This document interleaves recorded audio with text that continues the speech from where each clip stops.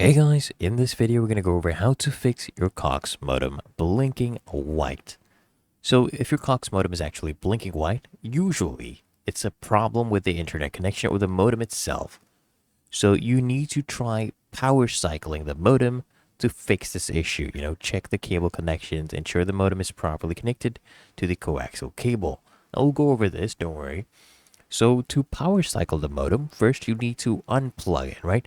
Disconnect the modem's power cord from both the modem and wall outlet.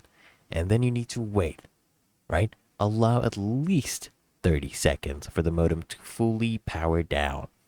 Okay, and then you need to reconnect it, of course. So you plug the power cord back into the modem, then plug it back into the wall outlet. And then you need to observe, monitor the modem's lights. It could take a few minutes for the modem to fully reboot and establish a connection.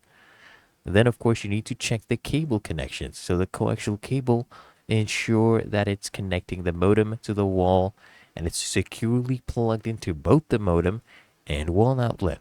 And the power cable, guys, as well. Make sure it's securely plugged into both the modem and the wall outlet. Tighten the connections, okay? If the connections seem loose, try tightening them gently, and this should fix the issue. Okay, so I hope this guide provided value to you, and if it did, consider smashing that like button, as well as subscribing to frequently asked questions, and I'll see you in the next one.